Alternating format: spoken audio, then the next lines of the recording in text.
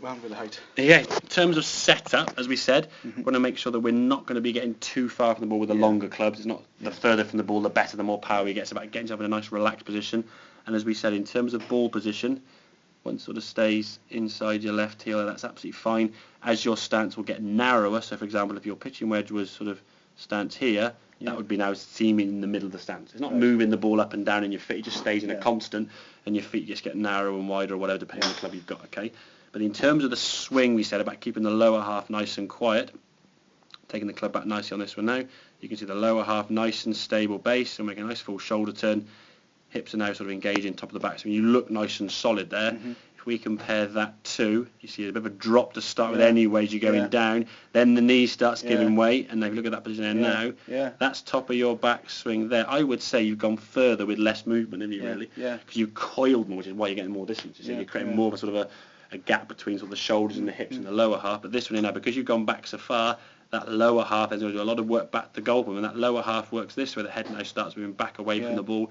See the contact there, the club face is twisted open, staying down along, arms sort of pulling through, head staying down a long time and then trying to come through. Where now, with this we can stay on the ball, or you can drop down to your left side, release through the golf ball, hands and arms are nicely to the chest there now, and we can release through. Your head does sit down a little bit, that's never going to just go like that, to be fair. You've been doing that even since Christmas. It's still a few months doing that, but full swing there, balance, you can see yourself now up on that left side, straight position there now, and then that right foot up on its toe nicely. All your weight now is shifted towards the target, to where you want to go, because your lower half now is nice and stable and balanced. And to be fair, you've gone to a longer club and you weren't losing balance at all within those shots. A couple were a little bit left, with the club face being a little bit closed as it came back, but for the most part, contacts were good. You weren't losing balance. And when you got the sort of club face in the right position, then you're coming back, you're getting a nice position too. Generally, what you'll find that if you do stay down a little bit too long, the club face can sometimes sort of overtake your body and close it, which is why some shots, a little bit.